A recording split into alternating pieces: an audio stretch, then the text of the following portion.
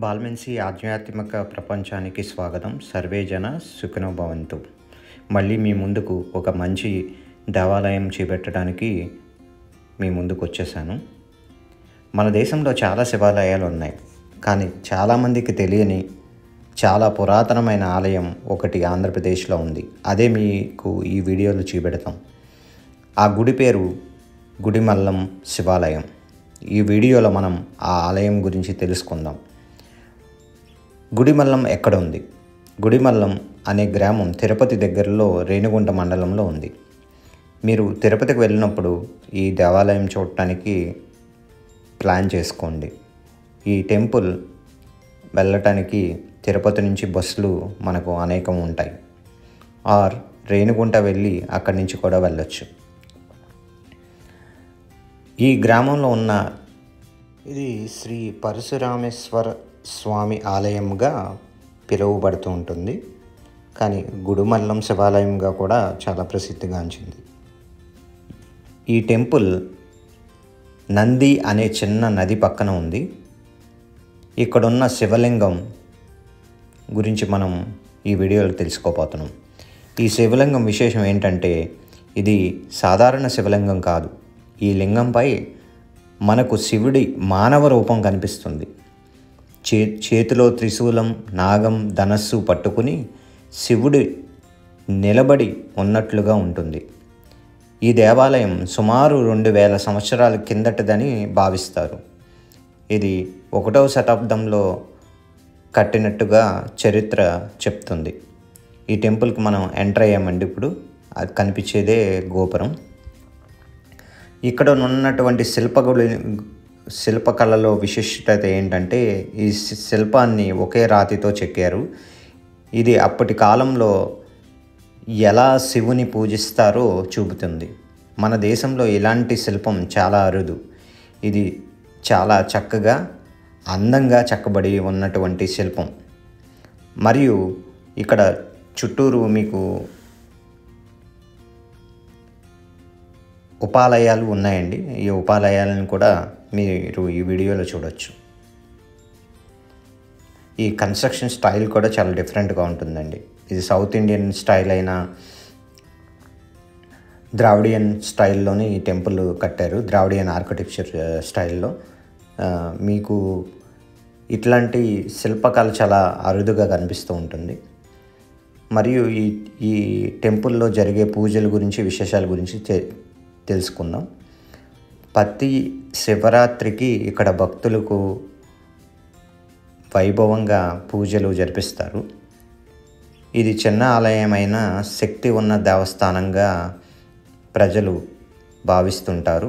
ఇక్కడ పూజలు చేస్తే ఆరోగ్యం బాగుంటుందని, కోరికలు తీరుతాయని చాలా నమ్మకం ఉంది. చాలామంది భక్తులు ఇక్కడ ప్రత్యేకంగా వస్తారు ఈ దేవాలయం కోసం.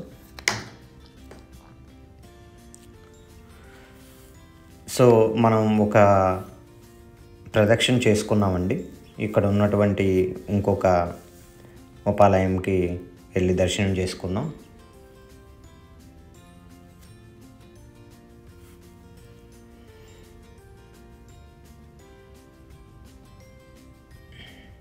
సూర్య భగవానుని టెంపుల్ అండి ఇది. ఇదే మనకి కనిపించేటువంటి శివాలయం యొక్క ధ్వజస్తంభం. ఇక్కడ క్లైమేట్ కూడా చాలా బాగుందండి. ఈ టెంపుల్ చుట్టూరు ఒక మంచి సైజులో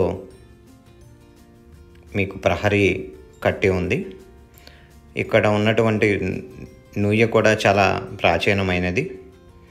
ఈ ఎండకి కాళ్ళు కాలకుండా కింద చక్కగా వైట్ వాష్ చేశారండి. భక్తులకి సౌకర్యాలు అయితే చాలా బాగున్నాయి. చూశారు కదా, రాతితో తయారు చేసిన కిటికీలు ఉండే దేవాలయాలు కూడా తక్కువే ఉంటాయి.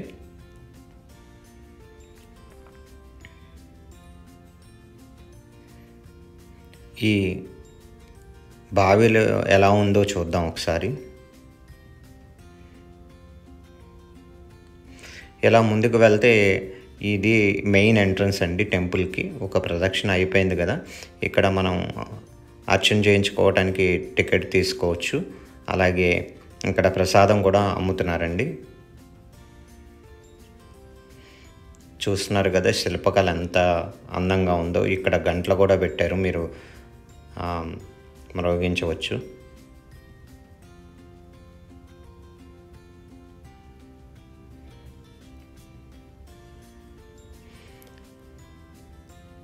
వీడియోగ్రఫీ లోపల అలౌ లేదు కాబట్టి నేను ఓన్లీ బయట వరకే తీశానండి ఈ టెంపుల్లో. ఈ అరుగు పైన స్లాబు అంతా మొత్తం రాతితోటే తయారు చేయబడి ఉన్నాయి.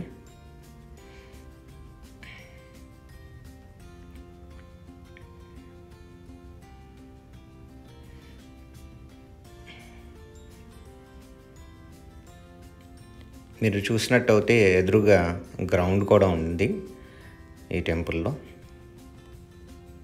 అలాగే ఇక్కడ లభ్యమైనటువంటి అతి ప్రాచీనమైన వస్తువుల్ని కూడా కొన్ని ప్రదర్శించారు. అది కూడా మీకు ఈ వీడియోలో చూపెడతాను. చూస్తున్నారు కదండి, ఆ పైన కనిపిస్తున్నది గోపురమే మన గర్భగుడి యొక్క గోపురం. టెంపుల్ ఒక మోస్తారు సైజు ఉన్నా కానీ దీంట్లో శివలింగం మాత్రం చాలా అద్భుతంగా ఉంటుందండి.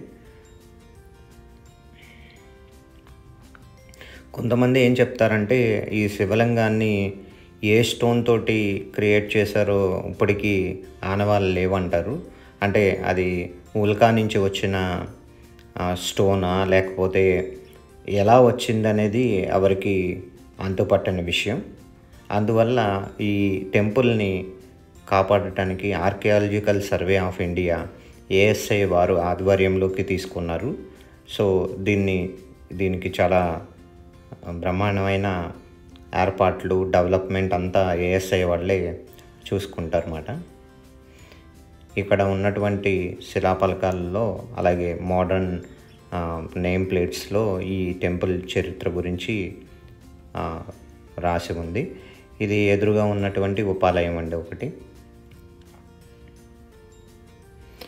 నేను చెప్పినట్టుగా ఇవే శిలాశాసనాలు. ఈ యొక్క టెంపుల్ గురించి చరిత్ర ఈ శాసనాల్లో రాయబడి ఉంది.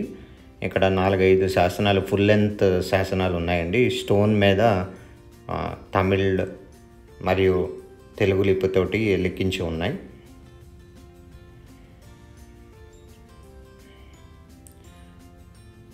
ఇది ఏఎస్ఐలో భాగం కాబట్టి దీని యొక్క